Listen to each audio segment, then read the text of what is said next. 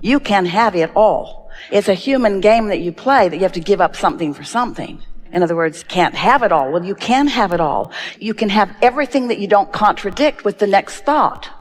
I want it, but, I want it, but, I want it, but. The whole process of deliberate creation is just the clarifying process. So you go as far as you can go and feel good, and then give it a rest, because if you go further than you can go and it feels good, then you begin to introduce unnecessary resistance to the pile or to the subject. We want to give you this first. It might make this all more streamlined for the conversation. Imagine a pile of sticks. We play a lot with these sticks. We've been saying for a long time that every subject is really two subjects. There's what's wanted on one end and the absence of what's wanted on the other end. And sometimes you think that you've picked up the stick that says prosperity, but what's really active is your feeling of lack of prosperity. And so it feels to you like you're setting goals and you're working hard and you're trying to get this prosperity, when every time you approach the subject, what's active in you is not enough money. And so things do not improve that well. And so recently we've been asking you to think of these sticks in a different way. So here's a pile of sticks, and let's pull out the stick that's about prosperity. Let's put prosperity on this end of the stick, and let's call this end of the stick the manifestation end. This is the materialized end of the stick. This is the physical awareness of life end of the stick. This is the conditional end of the stick. This is the conditions that I'm wanting to improve end of the stick. And so let's put money on one of the sticks, and let's put relationship on one of the sticks, and life work. That's a subject that people are reaching for all the time on one end of the stick. So here are these sticks all engraved with these important subjects. So let's pull that money stick out.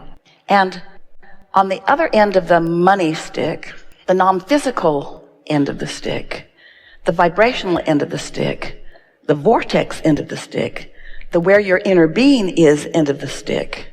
What's on that end of the stick is not money, because money activates the lack of money in you every time you think about it. That's how you feel about money.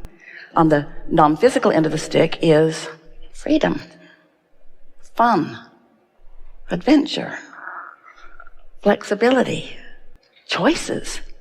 So when you pick up the stick with all those things on the other end of it, when you think about choices and fun and doing fun things, you're less likely to activate resistance.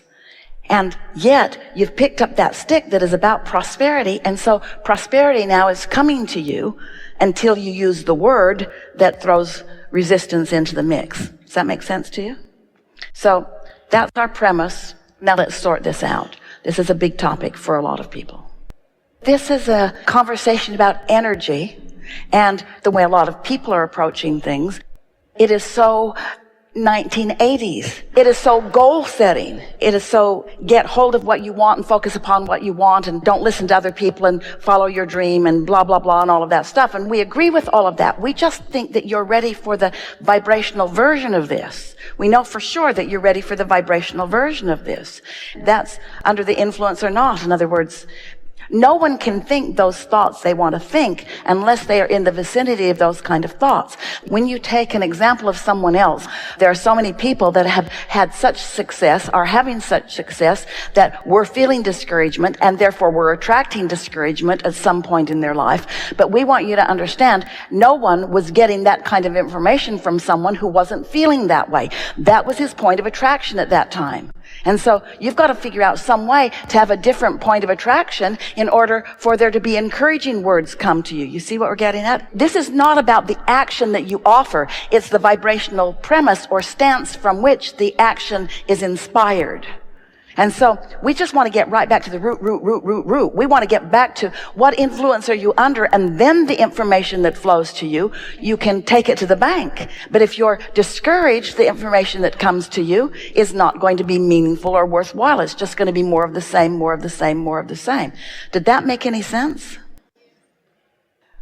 We think that you are a wonderful teacher and uplifter. And often, when you hold someone in your gaze, your desire for them is very strong for them to accomplish what they are wanting. But here's the thing. You can't, on a dime, or in any quick moment in time, or with some words, you cannot change someone's vibration. so many analogies that so many people offer just causes them to find resonance with the very thing that's holding them back. This is a vibration that is rampant on this planet because people want to know what they can do that will improve their life experience, what action to take, what to do. In other words, most people are eager to do. They're eager to do. So they try doing this, and they try doing this, and they try doing this, and they often get the same results no matter what they're doing because they're doing it from the same vibrational premise. And so when you step back a little bit and you realize that your wonderful, uplifting intention is not so much about what they do, but about how they feel, which will inspire the perfect doing in the moment. There's so much opportunity to do, and some of it will lead to what they want and some of it won't. And so how do you sort that out? That's the question that's vibrating within you. How do you know? Because someone could have had a bad experience with someone like that, and so you want to warn them off of that because that doesn't look like a very good idea to you, when in fact it could be exactly what this person is ready for at this moment in time. And so if you step away from trying to answer the question about what someone would do, how do you want to feel? What is it that you want to feel? It's a wonderful thing to activate within someone. What does a true feeling of prosperity feel like? That's a wonderful thing. But it's also a wonderful thing to activate within them. What kinds of things do you feel the best when you are involved in them? Because you can marry the two, and your wisdom is absolutely accurate and could not be more true. Follow what you want to do. Find something that you really want to do and do it, and the money will follow. But there's another question to stick in there ahead of that. How do you find what you really want to do? There are a lot of people that have a sense of what they want to do, but they don't know how to find it. And the reason they don't know how to find it is because they're trying to get there through the doing rather than through the feeling. And so if you're all about how do you feel, and you are practiced enough in your own meditation process to show yourself how you can allow your vibration to raise at will anytime you sit, and you say, you know, I've got a tool for you, a step for you that you may have not considered, or you may have overlooked, or you may have misunderstood, but this is where this all starts, and once you get the hang of this, it begins moving really fast. What you want to find is a feeling place that is resistant free. And in finding a feeling place that is resistance free, you're going to tap in not only to the power of the universe, but you're going to tap in to a stream of conscious thought that has been honed and discovered just for you, that will guide you step by step into action after action, all of which will be pleasurable on your way to more and more that you really want. When you tune into this, you don't have to have any highs and lows. You don't have to struggle. Most of the people who have made it into great success, the thing that they are most eager to tell you about when you want to talk to them about their success, if you are privy to having a personal conversation, almost all of them will go right back to the struggle that they lived, because somehow they still think that that struggle was inherently important to the success that they're now having. And in every single case, we want to say, flawed premise, flawed premise, flawed premise, flawed premise. It wasn't until you got over that you started letting the good stuff in. All that suffering does to you, all that moving in the direction of what you don't want does to you, is it in time makes you so weary of making that effort that doesn't work that you finally just give it up. And during all the process of all that struggle, you put so much into your vortex that when you finally give up the struggle, then all of this stuff that's all queued up for you begins to flow into your experience. That's where all of that success comes from every single one of them. There's not a person on this planet that has had this enormous success that you are all wanting to experience yourself, or at least wanting to note is successful for them, that if we were to visit with them, there isn't one of them that's an exception to what we just said. Every single one of them lived enough resistance and in the process created something wonderful. But at some point, they stopped focusing in the direction of the resistance. Maybe it was out of weariness. Maybe it was just because it was ridiculous. Or maybe, and here it is, Maybe it's because in the process of knowing what they don't want, they know what they do want, they don't want, they know what they do want, they don't want, they know what they do want, they don't want, they know what they do want. And once this vortex gets really going with source energy, non-resisted source energy focusing upon it, when source energy is focused upon what you really want, that will win over your negativity if you have been going after it long enough. Well, that's a struggle that will bring success, but we think it is far more hard work than any of you need to do. Did you hear the distinction that we're making here? Hard work will get you to some of what you want, but why were you depriving yourself of so much pleasure while you were building your vortex when you could have been cashing in your chips any time that you wanted to? And the reason is because you've inherited from the generations before you the flawed premise that you have to struggle and you have to sacrifice in order to have success. And it just is not true. It just is not true.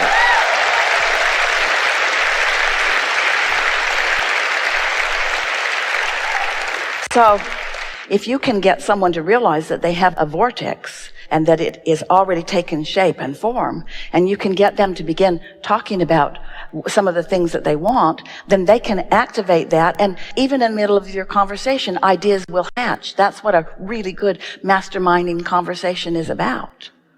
You've had many of those. That's who you are. You're a teacher to the very core of your being, but you're wanting to guide people toward how they feel and then the impulse of what they want to do.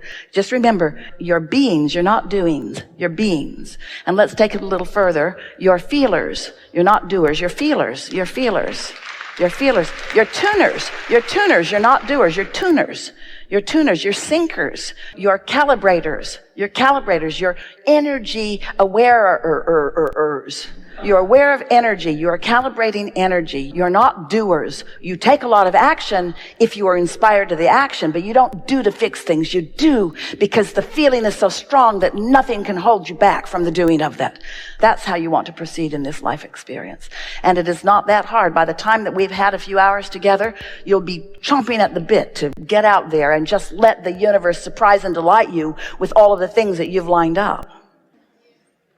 You see, we have a lot of knowledge that cannot be expressed until you're ready to receive. And so these new things that have happened as a result of us being together is because of your readiness to allow them to come forth into a forum where words can actually be formed about them. Doesn't that make you feel happy about you? When we talk about co-creating at its best, what we mean is that non-physical part of you who has so much awareness of you and so much feeling for you and gives so much attention to you, who doesn't need you to know it for that attention to be satisfying to us. We can love you, and if you're not in the vibration of love, it doesn't diminish the love that we feel for you. But when you are open to the vibration of that which we offer, and you are joining us in that vibration, so that it's not bouncing off of you, but it's radiating through you. It is thrilling to us to feel the impact that you have on the others who are around you when you allow that pure transmission of that pure you to move forward. You have no responsibility to raise the vibration of this planet. You were not sent here to fix something that's broken. Nothing is. And you were not sent at all. You didn't come in order to accomplish. It's just a byproduct of being focused in an evolving universe. You can't get it wrong because variety will continue to surround you and new ideas will constantly be born within you. And when those new ideas are born within you, we revel in them because there is nothing more exhilarating to us than new and more and expansion. There is great love here for you. And as always, we remain joyfully in your vortex.